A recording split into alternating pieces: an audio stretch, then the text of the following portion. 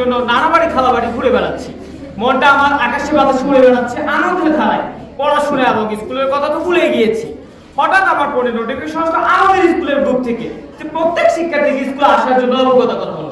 তারপর স্যারের একটি পোস্ট দেখলাম, বই না আসলে তোমাদের পরীক্ষা কিন্তু যথাসময় হয়ে যাবে। এমন চমকপ্রদ খবর শুনে আমার ঘুরে ফিরে তো তোল্লায় উঠলো। অমনি অবাধ্য মনটাকে জোর করে শিক্ষাঙ্গনে নিয়ে আসলাম এবং চালিয়ে যাচ্ছি দুর্বার গতিতে পড়াশোনা, তবে বই দেখে নয়, অনলাইন পিডিএফ থেকে। কারণ দেশে নতুন গণতন্ত্র ব্যবস্থা করার কারণে এবং সরকার পরিবর্তন হয় আমার স্কুলে বই এখনো এসে পৌঁছায়নি। কিন্তু বই না আসলেও আমার এবং আমার ক্লাসের সিংহভাগ শিক্ষার্থীর পড়ালেখা চলমান। উপস্থিত বিজ্ঞ প্রতিপক্ষকে বলছি, নিশ্চয় বুঝে গিয়েছেন আমার এবং আমার ক্লাসের শিক্ষার্থীদের পড়াশোনার সঙ্গীকে অবশ্যই এটি সামাজিক যোগাযোগ মাধ্যম।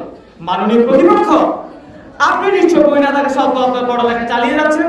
এখন আমার প্রতিপক্ষের কাছে আমার প্রশ্ন, যদি আজকে সামাজিক যোগাযোগ মাধ্যমে না থাকতো আজকে আপনি আপনার পড়াশোনা কিভাবে চালিয়ে যেতেন?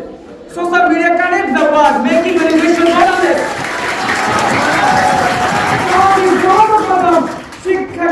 শিক্ষা বিশ্বের সকল সীমান্তকে একত্রিত করে শিক্ষাকে সীমাহীন করে তোলে।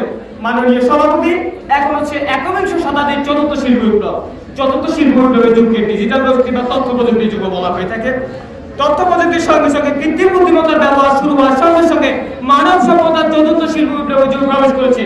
অল্প দিনের মধ্যে তা মানব সভ্যতা নানান ক্ষেত্রে নিয়ে এসেছে এক যুগান্তকারী পরিবর্তন।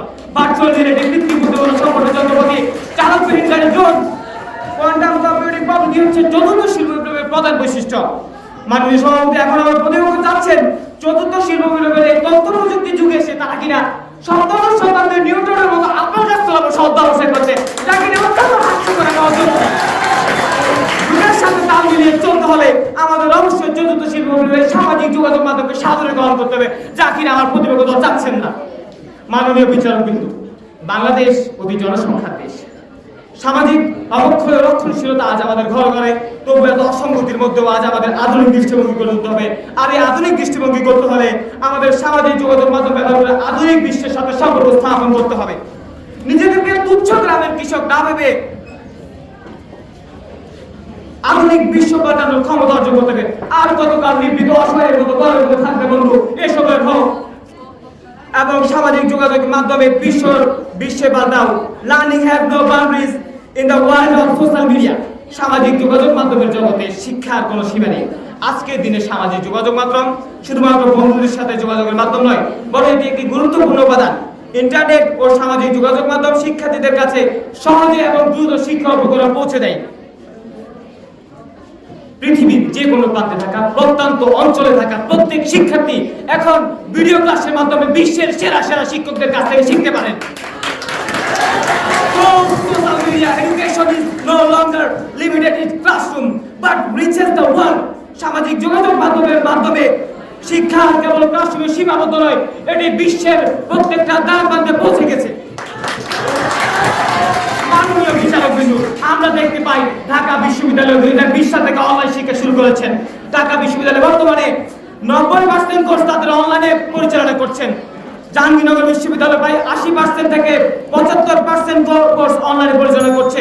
চট্টগ্রাম বিশ্ববিদ্যালয় 75% থেকে 80% কোর্স বর্তমানে অনলাইনে পরিচালনা করছে, যা কিনা জুম প্ল্যাটফর্ম, স্ল্যাক বা মাইক্রোসফটের মাধ্যমে হয়ে থাকে। বাংলাদেশের অধিকাংশ বিশ্ববিদ্যালয় বর্তমানে 60% থেকে 90% কোর্স অনলাইনে পরিচালনা করছে এবং শিক্ষার্থীরা নির্দিষ্ট সময়সূচি অনুযায়ী অনলাইন ক্লাসে অংশগ্রহণ করেন। তবে শিক্ষা গুণগত মান বজায় রাখতে সামাজিক যোগাযোগ মাধ্যমের আরো উন্নয়ন এবং প্রশিক্ষণের প্রয়োজন।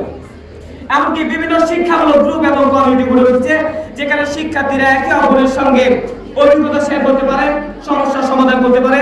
অর্থাৎ সামাজিক যোগাযোগ মাধ্যম একটি শক্তিশালী ও সক্রিয় শিক্ষা ও দক্ষতা মান উন্নয়ন করার ক্ষেত্রে গুরুত্বপূর্ণ ভূমিকা পালন করে। আমার বিজ্ঞ প্রতিপক্ষের সুরক্ষাদের কাছে আমার প্রশ্ন, যেহেতু সামাজিক যোগাযোগ মাধ্যম শিক্ষার্থীদের জন্য জ্ঞান অর্জন এবং দক্ষতা উন্নয়নের অসীম সম্ভাবনা তৈরি করে, তাহলে আপনি কেন মনে করেন এটি শিক্ষার বিকাশে বাধা সৃষ্টি করে একটি যুক্তিসঙ্গত বাস্তবায়নের মাধ্যমে উত্তর দিয়ে যাবেন?